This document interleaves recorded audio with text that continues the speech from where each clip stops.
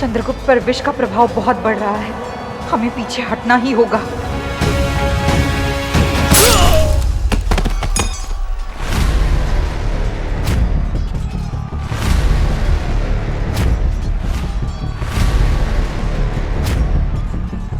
हम असाका के इस विश्वासघात से पिछड़ चुके हैं। अब इस युद्ध में हमारी विजय संभव नहीं। पीपली बन के क्षत्रियों, पीछे हटो। नहीं आचार्य, अब मैं नहीं लौटूंगा। अब या तो विजय प्राप्त होगी या फिर वीर गति। आओ दास, अपनी मृत्यु की ओर आओ।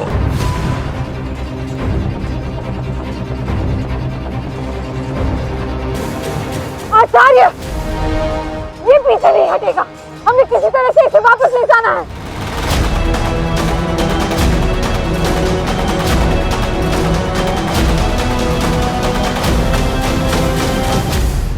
ये दिन भी देखना था मगध सम्राट की इस तलवार को। एक दास का रक्त चखना होगा उसे। नहीं धनानंद, अब मगध की ये भूमि एक नापित नंद का रक्तपान करके अपनी प्यास बुझाएगी।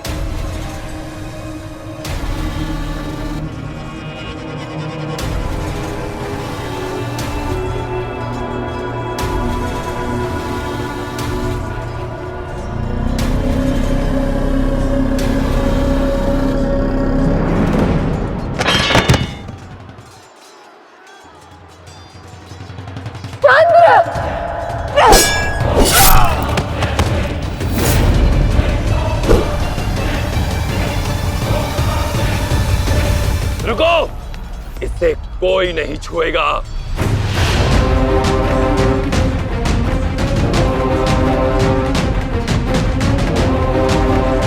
अंतिम यात्रा का समय हो गया है दास। अपने पिता चंद्रवर्धन को मेरी शुभकामनाएं देना।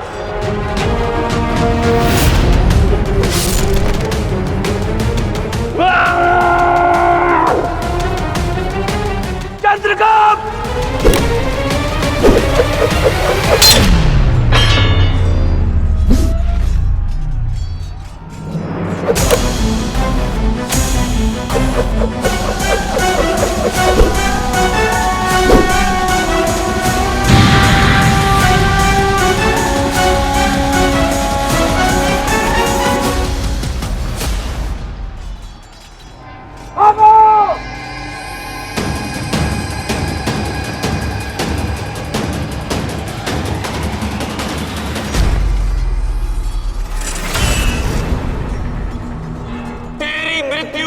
निश्चित है तीन चट्टे, मेरा अश्वलाओ।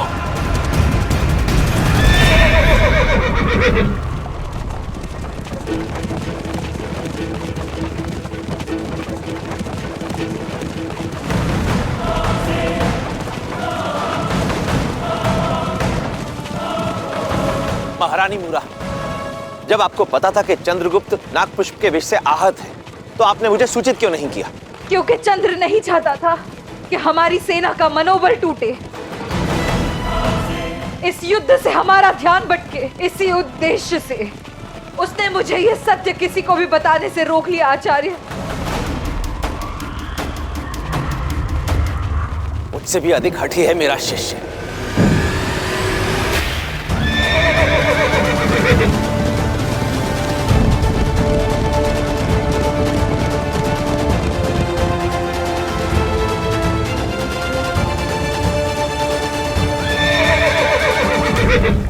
महारानी, आचार्य, मगध की सेना बड़ी तीव्रता से हमारी ओर बढ़ रही है।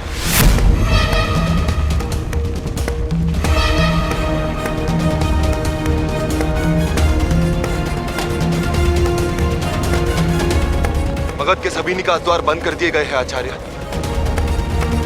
ऐसे में हमारे समक्ष केवल एक ही पर्याय शेष है। हमें नदी का मार्ग लेना होगा। रथ पूर्वी दिशा की ओर लो।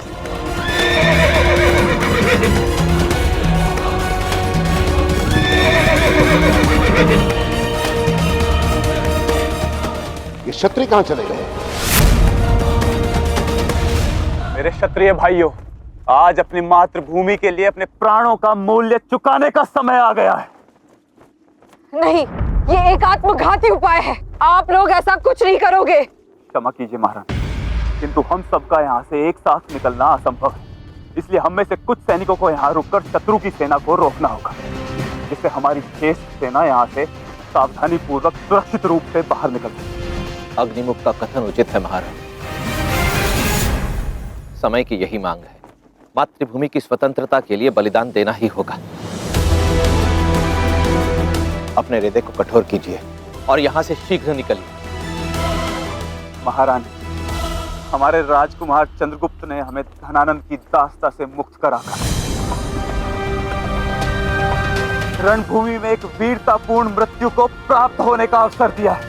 एक ऐसी स्वाधीन मृत्यु जिसका स्वप्न भी धनानंद ने हमसे छीन लिया। और आज अपने राजकुमार के इसी ऋण को चुकाने का समय आ गया है। न मृत्यु से भय, न जीवन से प्रीत। विजय या वीर गति, यही है तीसरी वन की रीत। विजय या वीर गति, यही तीसरी वन की रीत।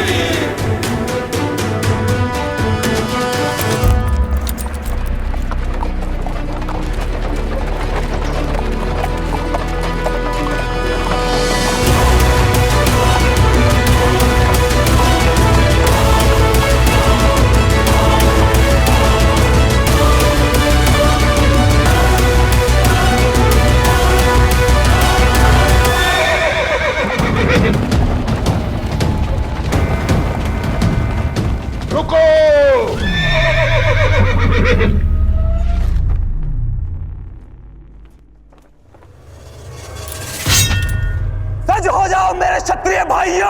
आज हमें धनानंद से गत 12 वर्षों का प्रतिशोध लेने का स्वर्णिम अवसर मिला है। आक्रमण!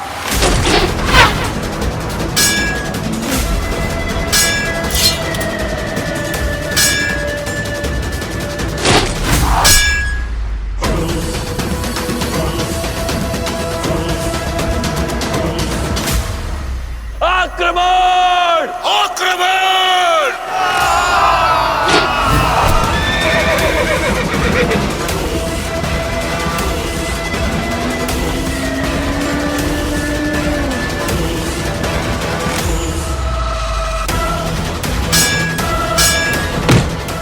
आते चाणक्य के पास यहाँ से भागने का केवल एक मार्ग है। हमारी नौसेना सज्ज करो। पहले कि वो सब नदी तक पहुंचे, हमें उन्हें ढूंढना है।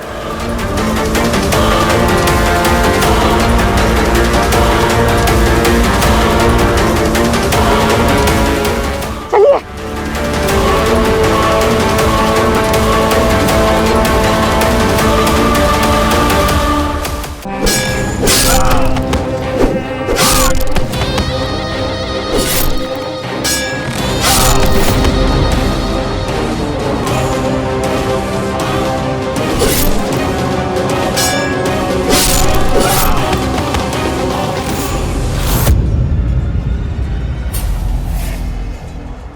अग्निमुख, मुझे तुम्हें उसी दिन मार देना चाहिए था, जिस दिन मैंने पिपलीवान का विध्वंस किया। स्मरण है ना धनानंद, उस दिन मैंने तुमसे क्या कहा था? धनानंद, बहुत शीघ्र पूरा मगध तुम्हारे विरुद्ध खड़ा होगा और एक दिन तुम्हारा एक राज्य ही नहीं, पूरा देश तुम्हारे विरुद्ध खड़ा होगा।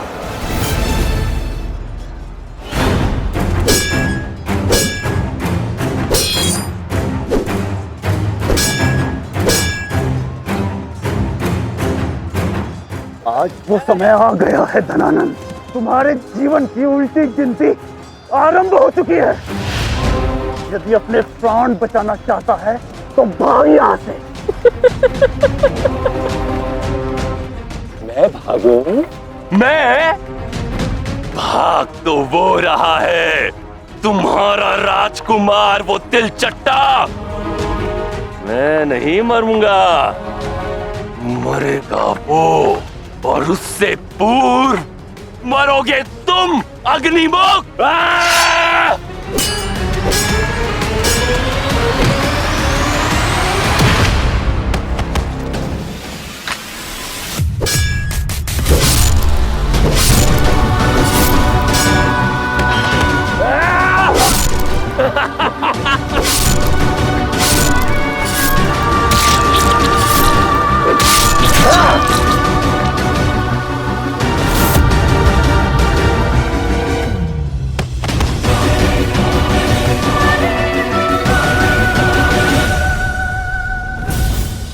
तुम सभी क्षत्रिय इसी के योग्य हो।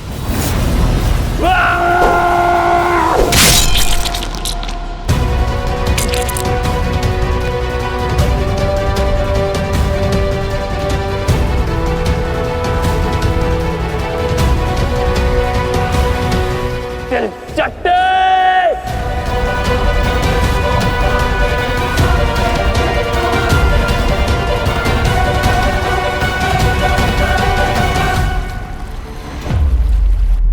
महिम, हमारे सैनिक नदी की ओर कूच कर चुके हैं। अब क्षण दूर नहीं जब दास और विष्णुगुप्त चाणक्य हमारे पकड़ में होंगे। आज वो सब यहाँ से बचकर नहीं जा सकते। मैं स्वयं उन्हें मृत्यु के घाट उतारूंगा। चंद्रगुप्त, चंद्र, तुम मर नहीं सकते चंद्रगुप्त। तुम्हें उस दुष्ट धनानंद का काल बनकर उसका संहार करने वापस लौटना है। तुम मर नहीं सकते।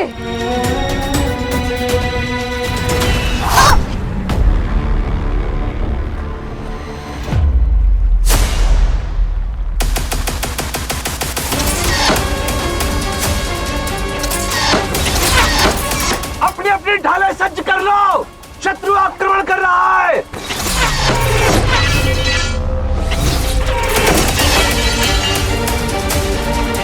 भद्रसाल, नौकाओं की संख्या बढ़ा दो। नदी पर जल नहीं, मगध की नौसेना दिखनी चाहिए। जी सम्राट।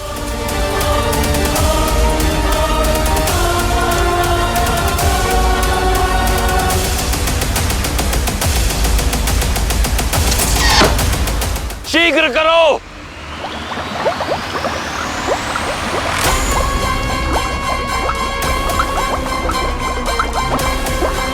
षड्यंत्र! मूर्ख क्षत्रियों ने हमारी नौकाओं में छिद्र कर दिए हैं।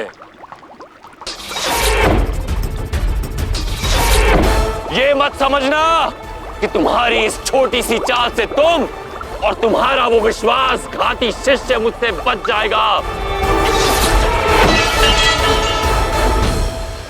भद्रसाल, जल थल सभी मार्ग अवरुद्ध कर दो, हमारे सारे संसाधन लगा दो, कुछ भी करो, किंतु मुझे किसी भी मूल्य पर वो चंद्रगुप्त चाहिए। जी सम्राट। नौका तट पर लो।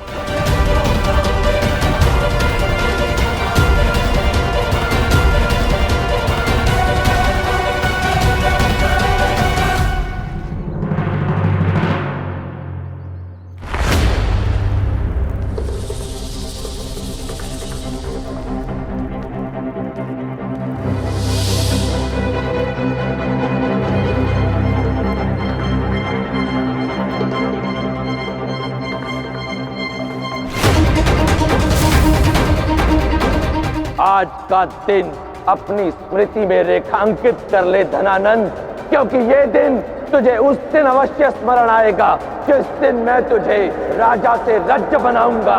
जिस शिखा का तूने आज अपमान किया, मैं उसी शिखा की शपथ लेता हूं कि तेरे नंद वंश का समूल नाश कर दूंगा धनानंद।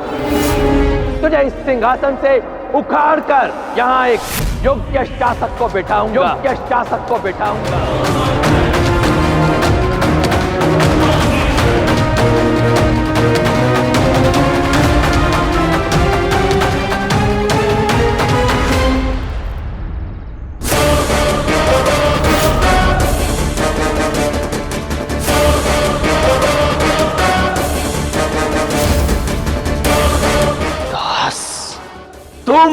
दास नहीं, तुम्हारा काल हूं मैं ही हूं सम्राट चंद्रवर्धन मौर्य और महारानी मोरा का पुत्र, पिपलीवन का राजकुमार चंद्रगुप्त मौर्य।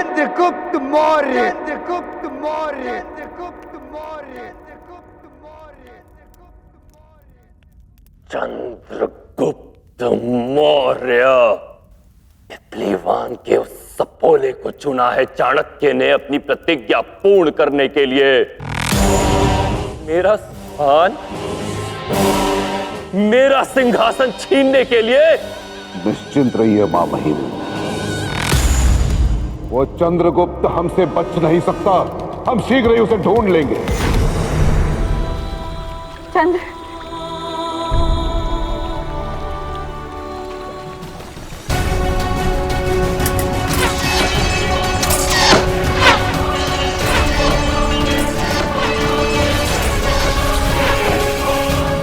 महामाते, तो मैं भी जानता हूं कि चंद्रगुप्त हमसे बच नहीं पाएगा, शीघ्र ही वो मेरा बंदी होगा। किंतु मेरी चिंता का विषय ये है कि कहीं उसकी मृत्यु का कारण कुछ और ना हो जाए। क्षमा करे मां महिम, मैं कुछ समझा नहीं। नागपुष्प। महामात्य, चंद्रगुप्त उस विषैली झाड़ से आहत है। मैंने स्वयं अपनी आंखों से देखा था।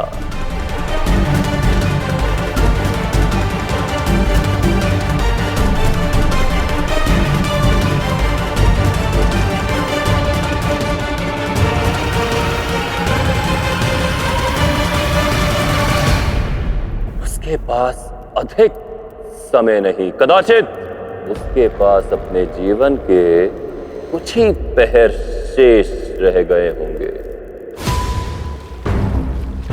चंद्र, चंद्र,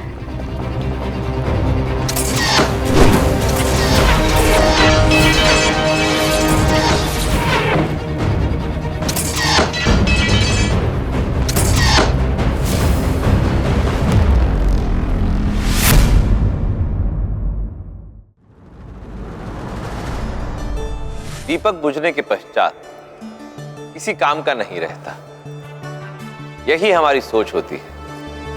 परंतु इसमें बुझे हुए दीपक का कोई दोष नहीं, दोष है हमारे दृष्टिकोण का। क्योंकि दीपक बुझने के पश्चात भी अपने तले में काजल छोड़ जाता है। वो काजल जो प्रकाश भले ही ना दे, परंतु प्रकाश में देख सकने में सक्षम हमारे नेत्रों को शीतलता प्रदान करता है और निरोगी रखता है। इसी प्रकार जीवन में मिली कोई भी पराजय संपूर्ण पराजय नहीं होती, क्योंकि वो अपने पीछे छोड़कर जाती है सीख की रेखा, वो रेखा जिस पर चलकर आप पुनः विजय प्राप्त कर सकते हैं। इसलिए पराजित होने पर हताश मत हो, दृष्टिकोण बदलो। बुझता हुआ दीपक नहीं, उभरता हुआ काजल देखो। नीतियां मेरी, नियति आपकी,